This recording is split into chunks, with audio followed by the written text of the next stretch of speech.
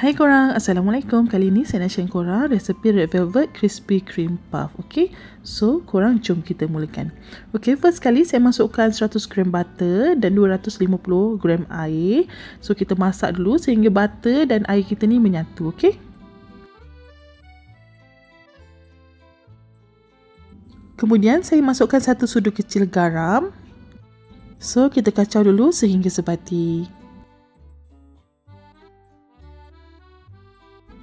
Kemudian saya masukkan 1 sudu besar Red Velvet Elmuco. Kalau korang guna perasa lain pun boleh, tak ada masalah. Okey, so kita mix dulu sehingga sebati. Kemudian saya masukkan 150 gram tepung gandum. So kita akan gaul dulu sehingga sebati, sehingga kita punya tepung ni berubah menjadi dough. Okey, pada tahap ni korang kena sentiasa kacau, korang jangan biarkan sebab nanti tepung kita akan jadi hangit. Okey,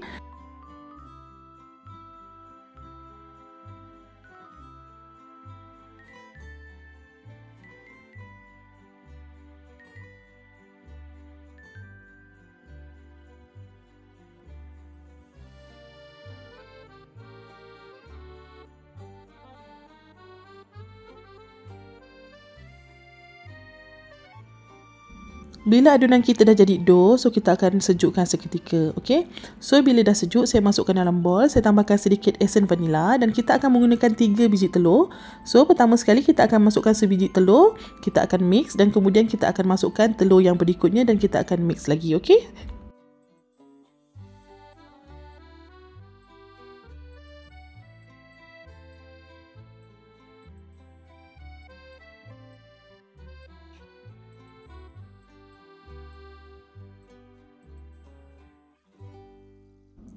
okey, bila dah siap, so kita akan sebatikan dengan menggunakan spatula lah. Okey, memang adunan ni sedikit lembek dan senang untuk kita pipekan nanti. Kita akan masukkan dalam piping bag. Okey, kat sini saya menggunakan nozzle Dahlia sahaja. Kalau korang ada apa-apa nozzle yang lain, tak ada masalah. Okey, so kita masukkan adunan kita dalam piping bag dahulu.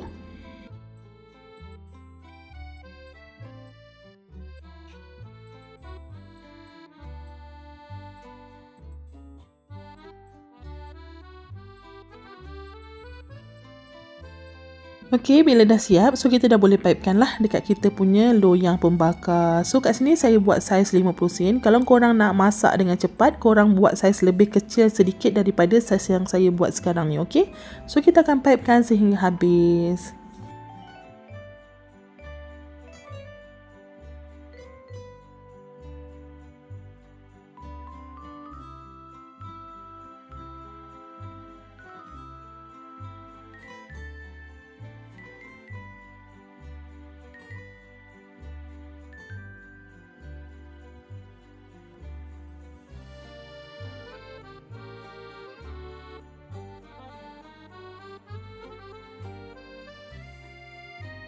Okey korang, bila dah siap, saya akan bakar dalam oven pada suhu 180 darjah Celsius selama 45 minit hingga ke 50 minit bergantung pada oven masing-masing. Okey, so ini kejadiannya dah siap dibakar.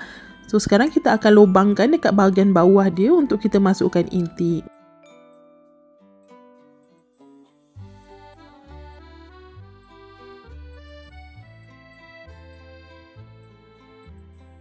Untuk inti dia, terserah kat korang. Korang nak pakai inti perasa apa. So, saya menggunakan Nutella. Okay, kalau korang nak gunakan blueberry ke Biscoff ke, tak ada masalah. Okay, so kita masukkan dulu kita punya inti ni dalam piping bag.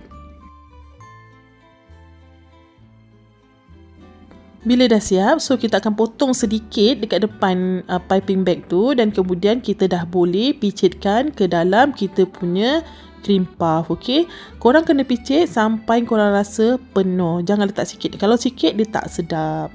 So kita akan isi sehingga habis kita punya cream puff. Okey,